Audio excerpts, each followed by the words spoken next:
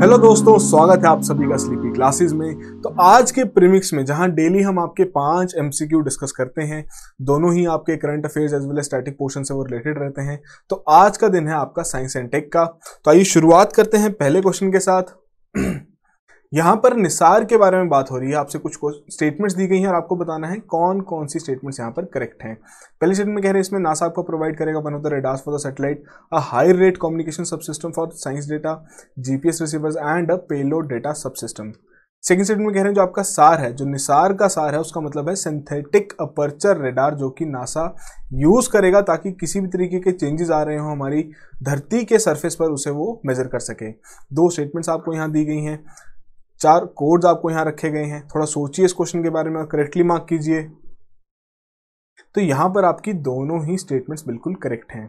तो Nisar basically NASA और इसरो द्वारा कोलैबोरेशन में तैयार किया जा रहा है। 2022 का इसका प्लानिंग रखी गई है कि तब इसे लॉन्च किया जाएगा from the Satish Dhawan space centre, जो कि आपका श्रीहरिकोटा में है। तो ऑब्जेक्टिव के बारे में बात करें तो ये स्कैन करेगा हमारे ग्लोब को every 12 days over the course of its 3 year mission of imaging earth's land, ice sheets and sea ice to give an unprecedented view of the planet. की पहले जो आपकी ट्रैकिंग नहीं होती थी भी किस तरीके के चेंजेस आ रहे हैं हमारी सरफेस में, तो ये पहली बार आपके इस तरीके की ट्रैकिंग और मेजरमेंट यहां पर की जाएगी। कितनी बारीकी से की जाएगी कि as small as 0.4 inches over the area of about half the size of a tennis court, कि वो उसे भी ऑब्जर्व करने में बिल्कुल सक्षम रहेगा। तो नासा की कोलैबोरेशन के बारे में तो हम ऑलरेडी बात कर चुके हैं। इंडिया की तरफ से क्या है, इसरो की तरफ से तो स्पेसक्राफ्ट बस प्रोवाइड कर रही है इसरो। यहाँ पर आपका second type of radar, S band radar, आपकी अलग अलग बैंड्स हमने डिस्कस किए थे। लॉन्च व्हीकल आपका प्रोवाइड कर रहा है और लॉन्च से रिलेटेड जितनी भी सर्विसेज होंगी वो भी आपकी इसरो द्वारा ही प्रोवाइड की जाएंगी। इसके अलावा और आपको क्या पता होना जरूरी है कि ये आपका जो निसार है ये इक्विप्ड रहेगा with the largest reflector antenna ever launched by NASA. और इसका प्राइमरी गोल यही रहेगा, पहली बात की जो सटल चेंजेस के बारे में हमने बात की कि अर्थ के सरफेस पे कोई चेंज आ रहा है तो उसे वो ट्रैक कर सके, मेजर कर सके। साथ के साथ किसी भी तरीके के आपके इमिनेंट वॉल्केनिक इरप्शंस हैं उनके वार्निंग साइंस को वो स्पॉट कर सके। ठीक है जी। फिर आपके जो ग्राउंड वाटर सप्लाईज हैं उनकी मॉनिटरिंग में वो हेल्प करेगा। फिर जो हमारी आइस शीट्स मेल्ट हो रही हैं क्लाइमेट चेंज की वजह से, तो वो किस रेट पर मेल्ट हो रही हैं उनकी ट्रैकिंग में भी ये हेल्पफुल रहेगा। सिंथेटिक अपर्चर रेडार के बारे में ऑलरेडी हम बात कर चुके हैं। ये आपका निसार का सार है, ठीक है जी, जो कि यूज किया जाएगा नासा द्वारा ताकि जो अगर कोई भी सरफेस में चेंजेस आ रहे हैं तो वो ये यहाँ पर उसके द्वारा मेजर कर सकें। तो ये बेसिक सी डिटेल्स ये आपकी इस क्वेश्चन से रिलेटेड। ये स्टेटमेंट आपके लिए काफ़ी इंपॉर्टेंट है। आपको इस तरीके से भी प्रीलिम्स में क्वेश्चन पूछा जा सकता है कि कौन सा आपका लार्जेस्ट रिफ्लेक्टर एंटीना है, कौन से आपके सैटेलाइट में ये फिट किया जाएगा। ठीक है जी। तो आपको ये सारी चीज़ें पता होनी जरूरी है इस क्वेश्चन से रिलेटेड। तो आई होप आपने करेक्टली मार्क किया हो। बढ़ते हैं अगले क्वेश्चन की ओर। यहां पर बात हो रही है कोरोनल मास इजेक्शंस के बारे में कि कौन कौन सी स्टेटमेंट इससे रिलेटेड इनकरेक्ट हैं। पहले में कह रहा है injections from the sun are technically called coronal mass ejections. Second में कह रहे हैं जो आपका प्लाज्मा रिलीज होता है into the solar wind, it can not be observe by any mean possible even today. तो 2 स्टेटमेंट्स आपको यहां दी गई हैं, आपको बताना है कौन कौन सी इनकरेक्ट है with respect to coronal mass ejections. CMEs के बारे में बहुत बार हमने डिस्कशन की है, अपने प्रीक्योर में भी कवर किया है टॉपिक, आपके नॉर्मल लेक्चर्स में भी कवर हुआ है। बहुत इजीली आप इस क्वेश्चन को सॉल्व कर सकते हैं। थोड़ा सोचिए इसके बारे में, वीडियो पॉज कीजिए, करेक्टली मार्क कीजिए।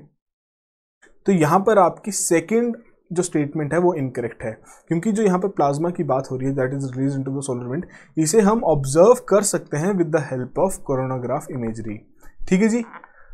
तो कंटेक्स्ट के बारे में बात करें, क्यों ये हम टॉपिक डिस्कस कर रहे हैं, क्यों आपको इससे रिलेटेड क्वेश्चन बनाया गया है। तो यहाँ पर साइंटिस्ट ने डेवलप की है एक नई टेक्निक ताकि जो आपके ह्यूज बबल्स ऑफ गैसेस जो रहते हैं which are threaded with the magnetic field lines, जो कि सन द्वारा इजेक्ट किए जाते हैं, सीएमईस के बारे में यहाँ बात हो रही है, जिसकी वजह से आपका जो स्पेस वेदर है वो डिसरप्शन फेस करना पड़ता है उसे।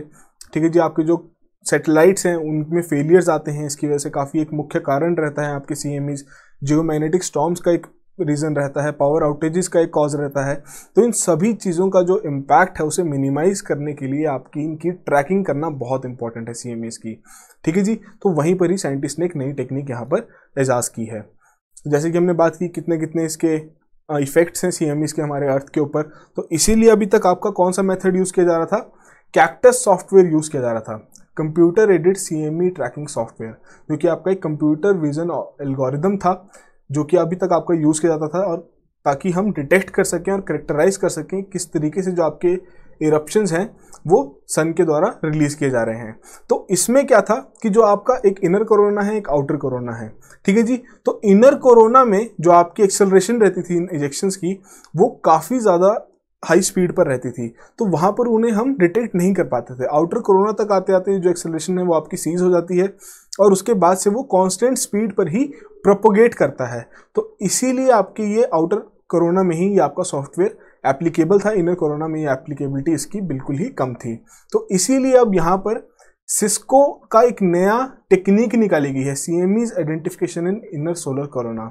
तो बेसिकली इसमें जो आपके रिसर्चर्स हैं, काफ़ी साइंटिस्ट थे इसमें, from the Aryabhatta institute, research institute, observation sciences ARIES जो कि आपका नैनीताल में, along with their collaborations from royal observatory of Belgium. तो इन्होंने ही एक नया एल्गोरिदम तैयार किया गया है जो कि आपके CMEs को आइडेंटिफाई कर सकता है in the inner solar corona, ठीक है जी। तो बेसिकली जो आपका ये सिस्को है, इसको टेस्ट किया गया था ऑन द वेरियस इरप्शंस जो कि आपके ऑब्जर्व की गई थी काफ़ी स्पेस ऑब्जर्वेटरीज द्वारा, तो वहाँ पर इसका सक्सेसफुल टेस्ट भी कंडक्ट किया गया। तो इसीलिए जो हमारा आदित्य L1 मिशन है, जो कि पहला सोलर मिशन है इंडिया का, जो कि इसरो द्वारा लॉन्च किया जाएगा, तो वहाँ पर भी आपका ये इसको जो हमारा सिस्को है इसे उसकी इम्प्लीमेंटेशन आदित्य L1 में भी की जाएगी, ताकि हमें और ज़्यादा डेटा यहाँ पर मिल सके रिलेटेड टू CMEs, ताकि हम उससे रिलेटेड और यहाँ पर स्टडी कंडक्ट कर सकें, ठीक है जी। तो ये बेसिक सी डिटेल्स हैं आपके इस क्वेश्चन से रिलेटेड। आई होप आपने इस क्वेश्चन को करेक्टली मार्क किया हो। इस तरीके की जितनी भी स्पेस से रिलेटेड डेवलपमेंट्स रहती हैं काफ़ी इंपॉर्टेंट रहती हैं आपके UPSC पॉइंट ऑफ व्यू से, तो हम कोशिश करेंगे सारी ही आपकी इस तरीके की डेवलपमेंट्स कवर की जा सकें pre cure as well as premix में। बढ़ते हैं अगले क्वेश्चन की ओर। यहां पर बात हो रही है रूपपुर न्यूक्लियर पावर प्लांट। ये आपके इंडिया के साथ कौन से देश के साथ डेवलप किया जा रहा है? तो इंडिया इसमें पार्टी है, दूसरी पार्टी कौन सी है? पहली ऑप्शन है नेपाल, सेकंड है Sri Lanka, third is Bangladesh and fourth is Bhutan. तो रिसेंटली आपने इससे रिलेटेड कोई ना कोई न्यूज़ जरूर सुनी होगी अगर आप करंट अफेयर्स फॉलो कर रहे हैं। बहुत ही सिंपल सा क्वेश्चन है, स्ट्रेट फॉरवर्ड फैक्ट बेस्ड है। वीडियो पॉज कीजिए, करेक्टली मार्क कीजिए इस क्वेश्चन को। तो यहां पर आपकी करेक्ट ऑप्शन है बांग्लादेश। तो रिसेंटली ही इंडिया ने एक डील साइन की है बांग्लादेश के साथ, जहां पर जो इंडियन कंपनीज हैं वो डेवलप करेंगी transmission lines of Bangladesh Nupur nuclear power plant. तो कुछ फैक्ट्स जो आपको पता होने जरूरी है इससे रिलेटेड कि ये आपका under construction 2.4 gigawatt nuclear power plant है जो कि बांग्लादेश में बनाया जा रहा है। रूपपुर एक जगह है, वहां पर इसकी स्थापना की जा रही है, एस्टैब्लिशमेंट की जा रही है, जो कि पबना डिस्ट्रिक्ट में आता है, ठीक है जी। तो इसमें आपके 2 यूनिट्स है प्लांट्स के, जो कि आपके एक्सपेक्टेशंस रखी गई हैं 2022 और 2024 में कंप्लीट कर दिए जाएंगे। हर एक प्लांट आपका 1200 मेगावाट की इलेक्ट्रिसिटी वहां पर प्रोड्यूस करेगा। अब इंपॉर्टेंट क्यों है? क्योंकि ये बांग्लादेश का सबसे पहला न्यूक्लियर पावर प्लांट है, ठीक है जी। और जो ये आपका रूपपुर प्रोजेक्ट है, ये पहला इनिशिएटिव है under the Indo Russian deal, ताकि वो बाकी जो बाहर के देशों के एटॉमिक एनर्जी प्रोजेक्ट्स हैं वो उन्हें अंडरटेक कर सकें, ठीक है जी।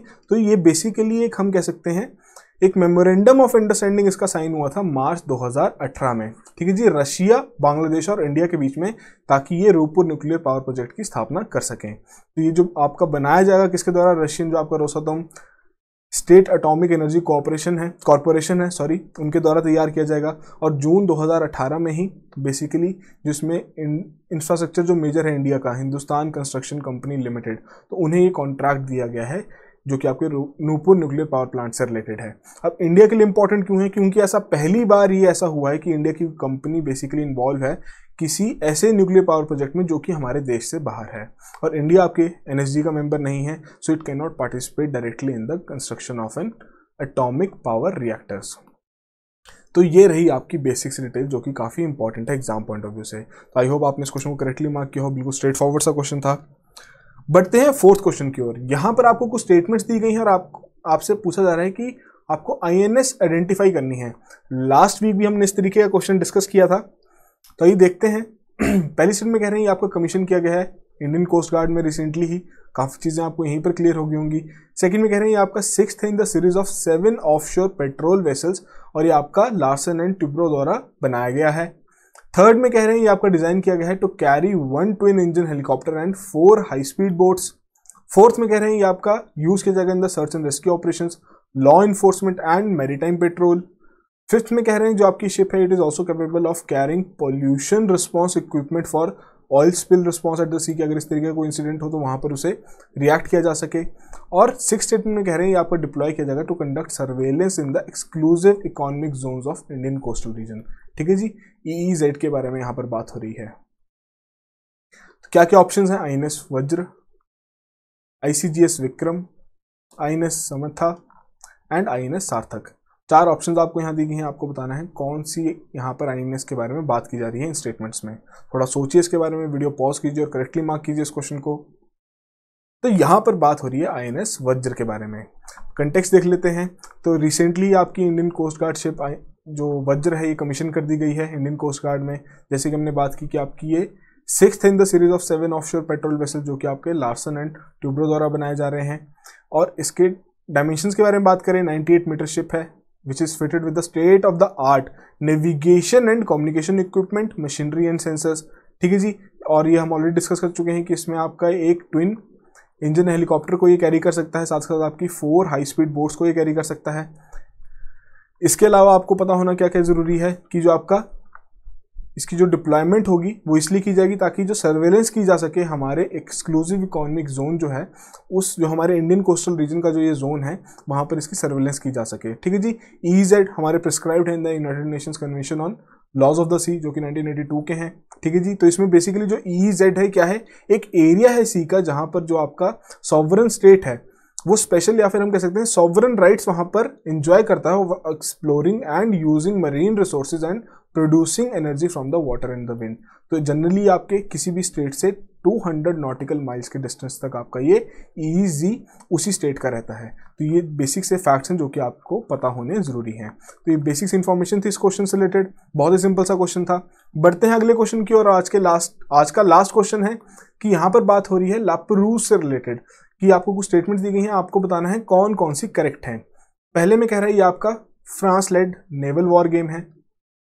सेकंड में कह रहे हैं आपका ऑर्गेनाइज किया जाएगा बे ऑफ बंगाल में। थर्ड में कह रहे हैं इंडिया पार्टिसिपेट करेगा इसमें for the very first time. तो 3 स्टेटमेंट्स आपको दी गई हैं, बतानी है कौन कौन सी करेक्ट हैं। 4 कोड्स आपको यहाँ दी गई हैं। काफ़ी करंट अफेयर बेस्ड क्वेश्चन है आपके लिए, थोड़ा सोचिए इसके बारे में, वीडियो पॉज कीजिए और करेक्टली मार्क कीजिए इस क्वेश्चन को।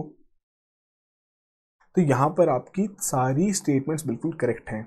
कंटेक्स्ट देख लेते हैं। तो इंडिया सबसे पहली बार आपका पार्टिसिपेट करना जा रहा है जो कि आपका फ्रांस लेड नेवल वॉर है, इसका नाम है La Perouse, for the first time in the bay of Bengal. तो इसमें आपके ऑस्ट्रेलिया, जापान और US भी पार्टिसिपेट करेंगे। बट इंडिया की जो पहली ऐसी जो पार्टिसिपेशन है इसे काफ़ी सिग्निफिकेंट माना जा रहा है। ये एक्सरसाइज की जो शेड्यूलिंग है वो आपकी अप्रैल 5 और 7 की रखी गई है। और एक और इम्पॉर्टेंट नेवल एक्सरसाइज है आपकी इसके बाद जो कि इंडिया और फ्रेंच दोनों ही कंडक्ट करेंगे, वो है आपकी बरून एक्सरसाइज। ठीक है जी, जो कि आपके अराउंड अप्रैल लास्ट वीक के अराउंड कंडक्ट की जाएगी, जिसमें आपका UAE भी पार्टिसिपेट करेगा। जैसे कि आपने नोटिस किया होगा कि काफ़ी ज़्यादा इस तरीके की एक्सरसाइजेस बढ़ती जा रही हैं आपके इंडियन ओशन रीजन में भी, नेवल एक्सरसाइज तो खासकर। तो काफ़ी सिंपल सा ऑब्जेक्टिव है यहाँ पर कि जितनी ज़्यादा ऐसी एक्सरसाइजेस कंडक्ट की जाएंगी उतनी ही ज़्यादा जो चाइना की डोमिनेंस है आपके इस रीजन में, इंडो पैसिफिक, हम या पर्टिकुलरली इंडियन ओशन के बारे में ही बात करें, तो उसे वहाँ पर काउंटर किया जा सके। तो इसीलिए इंडियन नेवी भी यहाँ पर काफ़ी ज़्यादा इनिशिएटिव्स ले रही है आपकी इस तरीके की एक्सरसाइजेस कंडक्ट करने में। इसके अलावा आपकी मालाबार एक्सरसाइज अभी कंडक्ट की गई थी, जिसमें आपके जो क्वाड नेशंस हैं, इंडिया, US, जापान और ऑस्ट्रेलिया, सभी ने पार्टिसिपेट किया था। और इसमें काफ़ी चाइना ने ऑपोजिशन भी किया था कि उन्होंने बताया था कि ये बेसिकली उनकी अथॉरिटी अंडरमाइन करने के लिए ही किया जा रहा है। और मालाबार एक्सरसाइज के बाद जो इंडियन नेवी थी उन्होंने कैरी आउट की थी आपकी war games with the navies of Singapore and Thailand. ठीक है जी, उसके बाद आपकी जो मैरीटाइम कोऑपरेशन के चलते इंडिया और वियतनामीज नेवीज ने भी कैरी आउट की थी आपकी पैसेज एक्सरसाइज। तो ये बेसिक सी एक्सरसाइजेज हैं जिनके बारे में आपको पता होना जरूरी है, जो कि इंडियन नेवी द्वारा कंडक्ट की जाती हैं। तो ये काफ़ी आपके एग्जाम पॉइंट ऑफ व्यू से भी इंपॉर्टेंट रहती हैं। आपको क्वेश्चन किस तरीके से पूछा जा सकता है कि यहाँ पर आपको एक्सरसाइज का नाम दिया हो, यहाँ पर नेशंस का नाम दिया हो, आपसे पूछा जाएगा क्या उसे करेक्टली मैच कीजिए, या फिर आपसे पूछेंगे क्या ये करेक्टली ऑलरेडी मैच्ड है या नहीं। तो आप जितना इस तरीके के फैक्ट्स को बार बार पढ़ते रहेंगे, रिवाइज करते रहेंगे, उतना ही इजीली आप इन्हें रिटेन भी कर सकते हैं। ठीक है जी, तो आज के हमारे 5 क्वेश्चन यहीं खत्म होते हैं।